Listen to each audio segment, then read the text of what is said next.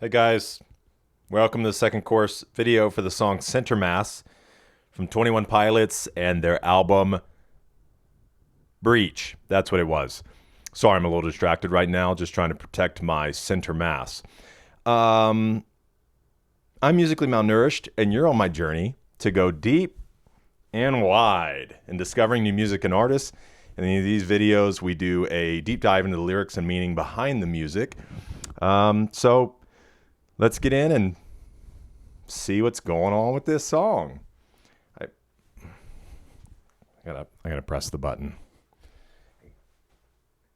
Wait, which one is it? Oh.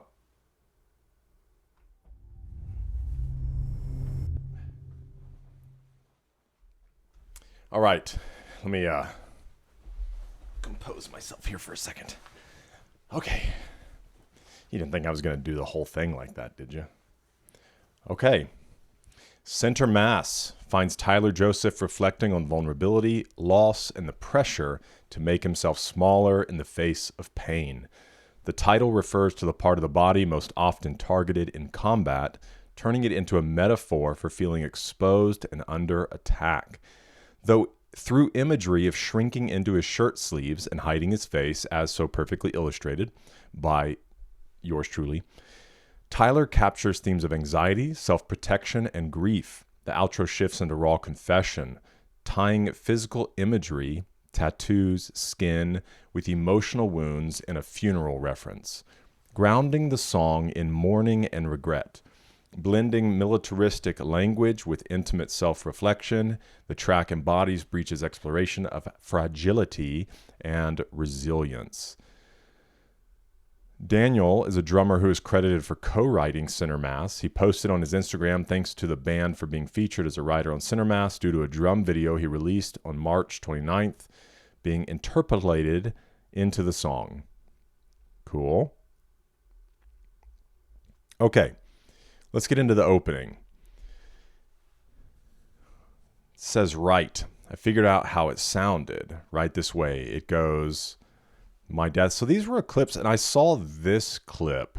So this was a girl from a concert when after the concert, the drums that they brought out to play, the confetti was shot and all of that. And when people were leaving, this girl was walking off with the bass drum. So the voice heard in this line is sampled from a viral clip in which a fan is seen stealing a drum after the band's show in Manchester on the Clancy World Tour.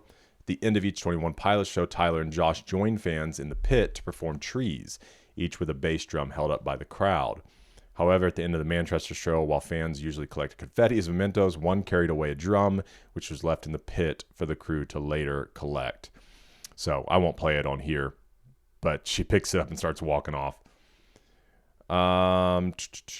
Okay, we'll finish this out. Its absence was quickly noted and shared online, and fans launched a search for the drum. It's not easy to carry a drum of that size around inconspicuously, and the fan was spotted on a train back to their hotel.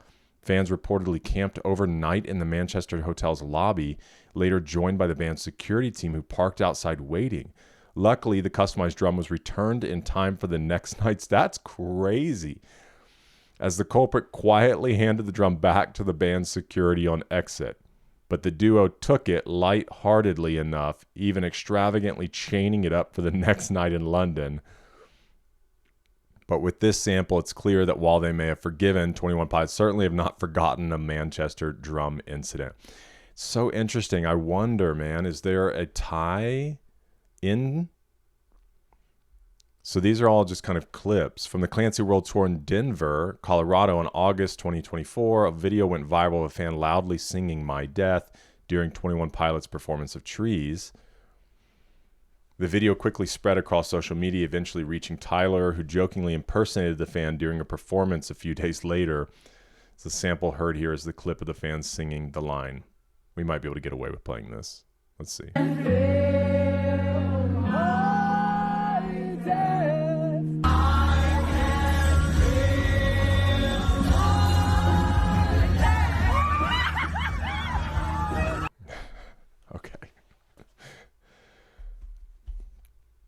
All right, so these are all clips. But I don't know. Is there a tie-in with trees? Maybe. All right, verse 1. A little softer than I used to be, right. Used to mouth off often with artillery. Now it is cough drops and soft spots in a middle seat. Chivalry. A tighter space than I used to know. Spread out wide no more. Pinch my shoulders close, hoping they misplace my reservation. I'm telling you what, guys. I was a little bit scared in making this video because I still am struggling with some of these lines, but that's all the more reason to make the video because then I can talk with you guys, and I am not the arbiter of truth, never claimed to be, don't always get it right, but we always learn something. I like even made some notes on it. And so what I feel like verse 1 and kind of the song in general, right, even though we read the description, is at least here in this first part, softer than I used to be. Maybe that's just the idea of age, and that could even be an idea of like more vulnerability. And part of that just comes from not having a young man's bravado anymore, just that take the world type energy, forget everybody else. Also, with having you grow a career, so then you feel like you have more to lose. You build a family, so again, feel like you have more to lose, not only in getting married, but then having children. But not just more to lose, I think you open yourself up because your world of love has grown bigger and there are more opportunities to take hits. When you have a child, it just opens up this part of you that is insane love, but with that can also bring insane heartache. And so I feel like this idea, a little softer than I used to be, is kind of those ideas all together. Used to mouth off often with artillery, which is this idea of the young man's bravado. Now it's cough drops and soft spots in a middle seat. The middle seat line I struggle with, but I'll give you at least my best. I think the cough drops, again, there are multiple meanings. The idea of age and growing, especially in the career that he has, like this need to care for his voice, this feeling of growing older. And it's like, oh, I need a cough drop right now. It just has this energy of like, I don't know, just being more vulnerable or growing older. It's like, excuse me, does anybody have a cough drop? I could really use a cough drop right now. I need a nap. And soft spots, I was trying to figure out soft spots in middle seat, like how they connect. And I don't know that there is. I was like, let's see. If I sit in a middle seat, is it softer than sitting? Like that's where my brain was going. But I feel like it's just soft spots, meaning like he's got soft spots. Again, as your love grows larger, now you have these softer spots, especially having daughters. Having sons is one thing, but I can attest after having sons, having a daughter as well is just a whole different thing, man. Puts this soft spot in you. That's why you get the dads, with their muscles braiding their daughter's hair. You got a soft spot. And I don't know if the middle seat is just meant to continue this idea of like closing yourself off more. Or is it that he's pointing to the idea of a child being in a middle seat and that now is the source of his soft spots? I don't know. That kind of tracks with me. Like when you have more kids, you've got to then, figure out places to put them, but you put a kid in the middle seat and they are your soft spot. Chivalry, which I don't know, it maybe just drives this idea again of growing older and wiser and introducing chivalry. which chivalry is just essentially the respect. It's chivalrous to give your jacket to your wife or your daughter when they're cold. You suffer to provide for them. It's chivalrous to open a door. It's chivalrous to, maybe even adjust language or content of speech in the presence of women. There's all kinds of things that could be under chivalry. Let's see what this says. Chivalry is a medieval moral, religious, and social code of conduct for knights, characterized by ideals such as bravery, honor, courtesy, justice. So I was really hitting this courtesy part. A duty to protect the weak. Its use here is likely sarcastic, pointing at the grand code of honor and courage, showing how they feel the opposite, cramped and anxious and desperate to not be seen. I guess I can understand that, but I feel like it kind of points to this cough drop, soft spots in a middle seat chivalry, like he's taking into account this idea of carrying chivalry. A tighter space than I used to know, spread out wide no more, pinch my shoulders close, which when I first read that, I was thinking like shoulder blades, and I was like, but that feels like open chest. But no, when you pinch your shoulders close, it's the same thing as pulling your arms in your shirt and everything. Hoping they misplace my reservation. I really feel like the line here is anchored on reservation, using it as a funny way of like making a reservation. But when you're talking about reservation, you're talking about being reserved, which is like holding back, right? Or like choosing not to put things forward.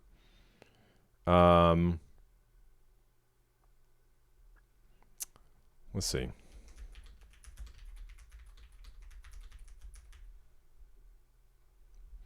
So to have reservations about something means to feel doubt, uncertainty, or hesitation about it, indicating you don't fully agree or concerned about its potential downsides, rather than having a strong, unqualified acceptance, which I think could tie into that line that I keep using of a young man's bravado. If you don't have reservations, like you're attacking it full charge, you're not holding back. And so hoping they misplace my reservation, hoping they misplace the part of me that wants to hold back. I think for me, it just speaks again, this wraps up this whole verse about used to be here, now I'm kind of like here. And I wish they'd misplaced my reservation, returning me to this, like, okay? Returning me to that place, but I feel like I'm here. Okay, I thought you had it figured out. I know. You said you made it to the top. I lied. So tell us, how did you make out all right? Well, so obviously speaking to that side, it's like, dude, I thought you had it all figured out. I thought you had the young man's bravado. I thought you were no reservations. He's like, yeah, but I lied. And then the question is, well, then how did you make it through? How'd you make it out? Well, I pull on my shirt sleeve to cover half my hands. I bring my arms closer to my body, get as small as I can. They call it center mass, that part they aim for. Shrink it down to nothing, forgetting what the pain's for. We'll read what this says in a second. Cover half my face. I bring my arms closer to my body, get as small as they say. They call it center mass, that part they aim for. This is interesting. That's blasphemy. So it sounds like the idea of like, well, how did you survive? Or how did you get through? And it was this idea of, well, I shrunk myself down to not be, to reduce the chance to be hurt. Which I think there's plenty of space for that. You know, I'd say I've done that in my own life. I'm not as here anymore. I'm kind of like a little more reserved, not necessarily in my actions, but who I let into my space. And if you've been following the channel for any length of time, you've picked some pieces together of trust that's been betrayed against me that's caused me to be a little more like, my arms are in my sleeves a little bit more. So I think that there is a positive space to that. But if you do that all the time, you also are just not open to the wonderful things that you can experience that could come at the cost of pain. And if you don't open yourself up to those that deserve and have earned your trust and your love, you rob yourself ultimately. And I feel like that's what the line of forgetting what the pain's for reinforces an idea that's commonly shared in 21 Pilots music of wanting to embrace all of life. The pain, again, the love and the pain, because you will have a different kind of pain without love. But love is worth the pain that it can also cause. Let's see. Wait, there was another line I wanted to click on, right? Oh, was it? Let's see this one. Let's just hop back for a minute. Being in a tighter space suggests the speaker's world has grown more constrictive. He's lost the freedom he once had in his youth. Yeah, I don't know that it's more that. I feel like it's him closing himself off. By pinching his social choice, he's trying to not take up space, minimizing his presence, shrieking to avoid notice. Pinch is also a painful verb. Hinting toward uncomfortable self-compression. Okay, I get that. Forcing himself to be smaller. Hoping they misplaced my reservation further supports this. The desire to disappear, to not be acknowledged. Reservation is life, society of an obligation. Then by misplacing it means they've slipped through unnoticed, potentially avoiding the responsibility they didn't have in their younger years. So yeah, I think that can be a part of it, is like, I don't really want to go anywhere or be involved in anything, but I don't know. I stand by my thought around reservation. A little bit more, but I don't know.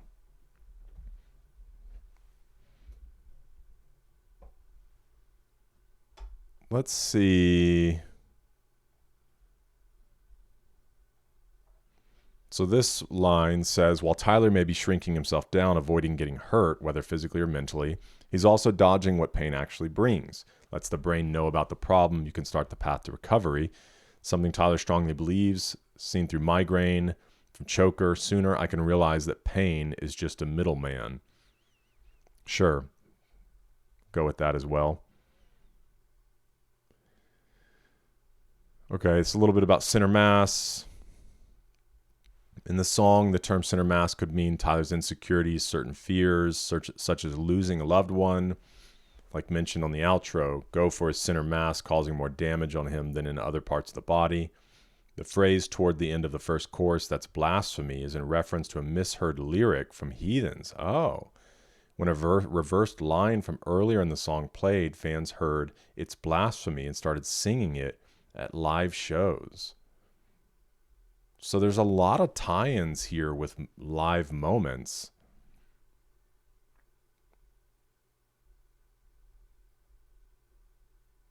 All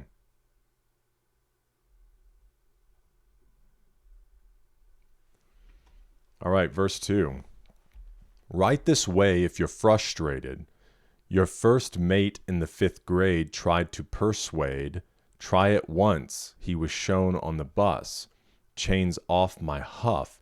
Anxious enough as it is. Gotta walk, never looking up once at the kids in the park. What a day. Getting dark. What a day. Yeah, see, this whole section has been challenging for me.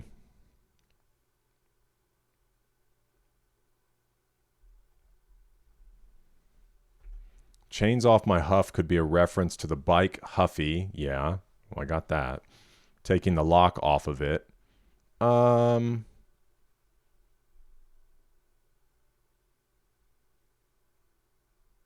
Let's keep reading and I'll share my thoughts. Seems like his friend showed him something on the bus, tried to convince Tyler to try it, but due to the fact Tyler didn't want to and thought it would make him more anxious, he decided to take his bike instead of the bus from then on to avoid the situation. Okay, that's interesting. So right this way if you're frustrated. Your first mate in the 5th grade tried to persuade. Try it once. He was shown on the bus. Chains off my huff, anxious enough as it is. Gotta walk. See, chains off my huff. I 100% know it's a huffy. I grew up in that X Games mug. I think what he's trying to say is if you know how a bike works, sure, you could have a chain as a lock, but the chain is an essential mechanism to make your bike go.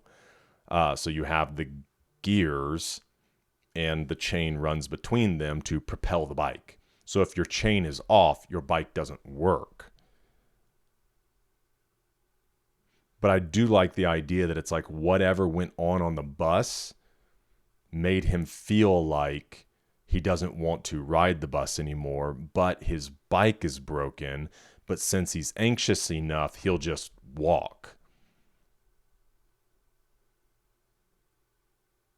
And maybe these are continued experiences of him trying to trace from his childhood, just picking out a couple of things that would cause him to make himself smaller, to reduce his center mass.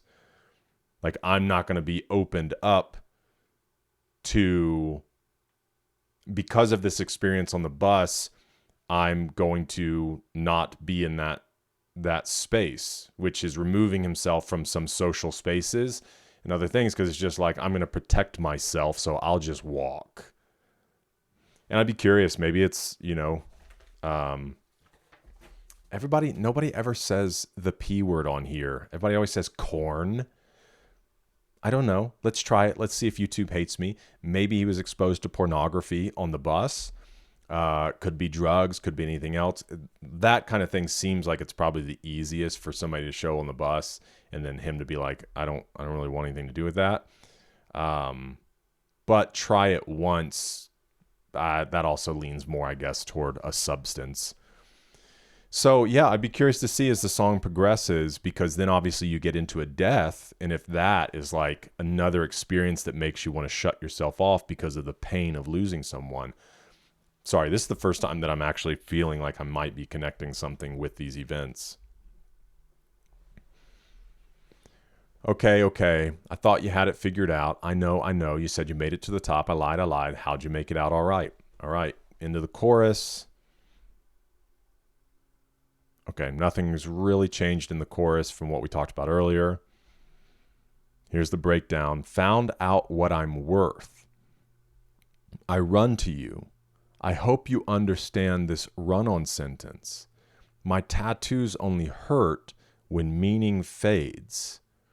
So the tattoos, obviously he has physical tattoos, but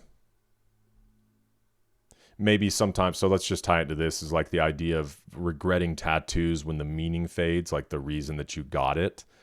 But obviously taking that is to marks, scars,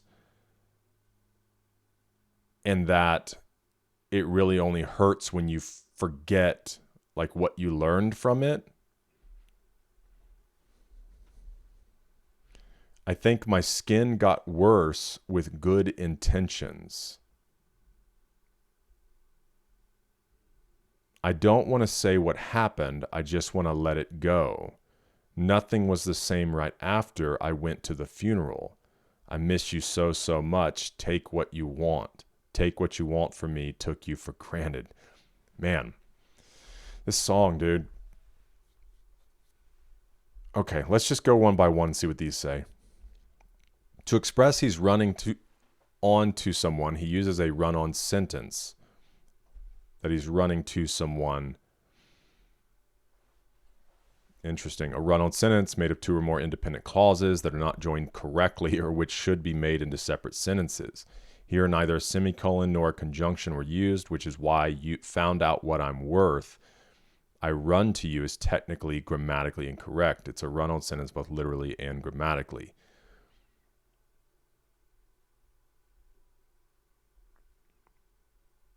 And I wonder who he's running to.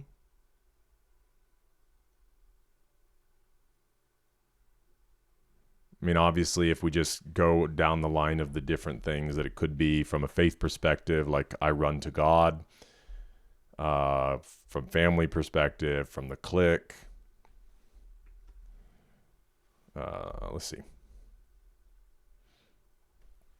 Tyler Joseph has many tattoos, but has never publicly shared their meanings.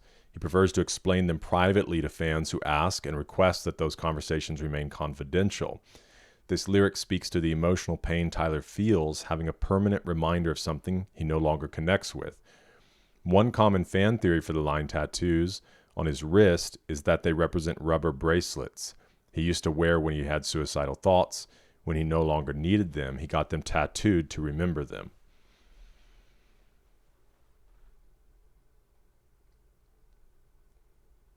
I think my skin got worse with good intentions. A reason someone might get a tattoo with good intentions is to commemorate a love. Okay, so I didn't even tie those two ideas together. To commemorate a loved one who's passed. The song Cottonwood is the next song on the album, song about his grandfather passing, as well as the next few lines about going to a funeral. Tattoos are considered scarring your body, therefore his skin getting worse. Another interpretation, which is more in line with the lore, surrounds the now confirmed Bishop Clancy theory. One of the main features of the bishops are their faces. The bottom is the smear black paint. The top is peeling white makeup. Clancy took the bishop's place with good intentions, thus worsening his skin, or it could also be a reference to the hypes, but you don't get thick skin without getting burnt. But this is more speculation than actuality, since City Walls was at the end of the lore.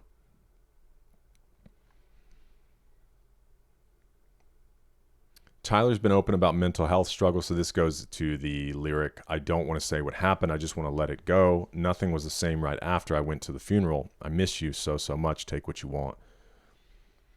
Tyler's been open about mental health struggles, which have been a common theme through his music. However, this line clearly indicates a strong desire to move past this particular event. Whether literal or metaphorical, Tyler is confronted with the concept of death and loss. It's possible this lyric is related to the single The Line, released for Arcane.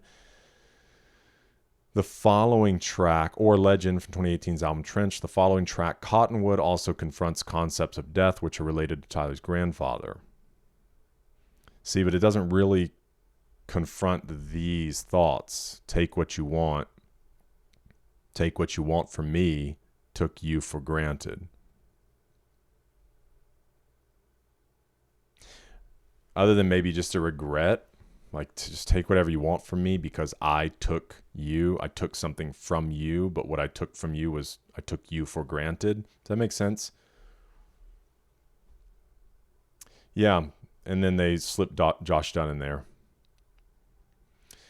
So, yeah, there are a lot of interesting things within this. So let me know your thoughts in the comments. Again, there's so much interesting, and honestly, this is kind of how the Bible is too. You can read a paragraph of the Bible and be like, all right, I kind of get that.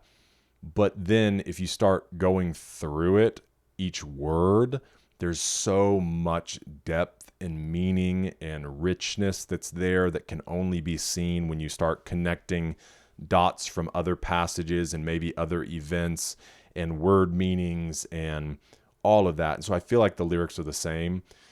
The whole big idea feels like this trying to shrink yourself down to not get hurt. But in doing so, you forget what the pain's for. And so I don't know, maybe it is this call to live a little bit more open, or just a confession that's kind of what you do over time is you get a little bit more in so you don't want to hurt.